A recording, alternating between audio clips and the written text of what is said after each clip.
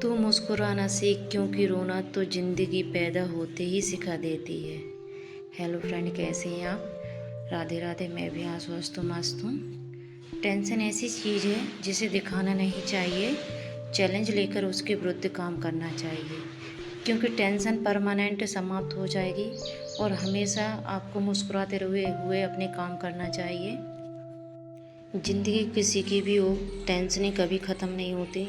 जीवन ही ख़त्म हो जाता है पर टेंशनें ख़त्म नहीं होती, तो उनको लेकर नहीं बैठना चाहिए और अपना जो भी काम आपने सोचा है या भी कर रहे हैं तो उसी को ही कंटिन्यू रखिए, क्योंकि देखो रोने गाने से कुछ नहीं होगा। हमेशा खुश रहिए, जो हो चुका है होने दीजिए। और अपनी जो स्टडी है अभी जो अपना एमपी सुपरवाइज़र की सभी गर्ल्स कर रही हैं, लेडीज़ें कर रही हैं, तो वो अपनी कंटिन्यू स्टडी रखें।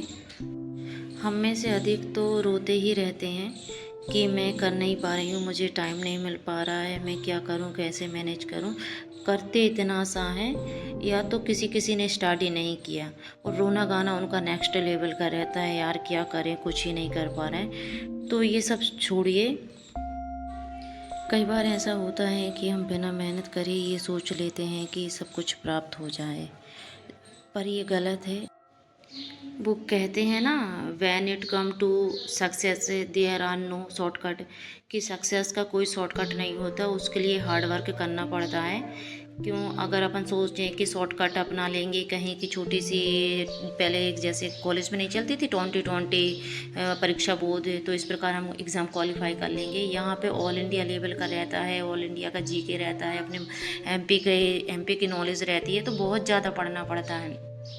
कभी कभी तो ऐसा होता है कि जो एग्ज़ाम में अपन पढ़ रहे हैं वो नहीं आता, जो अपन पहले पढ़ चुके हैं वो आता है।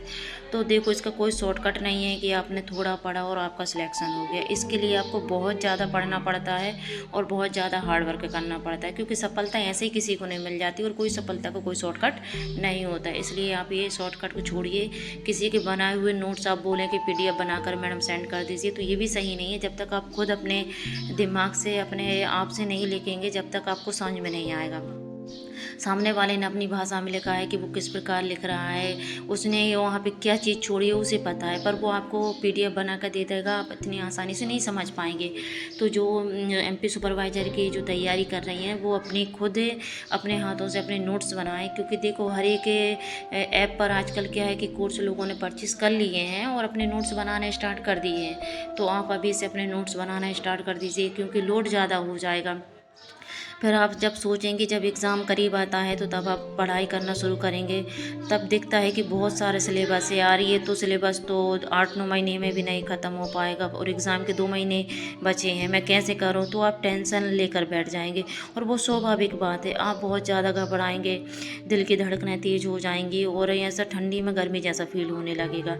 तो उसके लिए क्या है कि आपको पहले से ही मेहनत करनी पड़ेगी, पहले से ये सबको हैंडल करना पड़ेगा। हम चीज़ों को हैंडल करना सीख सकते हैं अगर अभी से अपन मेहनत करें, अभी से प्रैक्टिस सेट लगाएं, अभी से अपने नोट्स बनाएं। क्योंकि देखो थ्योरी बहुत ज़्यादा रहती है और हर एक साइंटिस्ट की अपनी थ्योरी है, और बिना नोट्स बनाए और बिना उनको पढ़े वो अपन को याद नहीं होने वाली। तो मैं यही कहूँगी, अभी भी मैं बाल विकास कर रही हूँ। बाल विकास में क्या है कि अभी शिशु की प्रारंभिक देखभाल है, बाल विकास में आत्मा का ज्ञान है, मन का विज्ञान है, चेतना का विज्ञान है, बाल विकास मनोविज्ञान, इस प्रकार की मैं खुद ही इनके नोट्स बना के खुद ही रिवाइज करती हूँ, पढ़ती हूँ। और मैं किसी से पीडीएफ भी नहीं मांगती, क्योंकि मुझे पता है अभी टाइम है तो मैं पढ़ लेती हूँ, क्यों किसी से नोट्स मांगूँ मैं।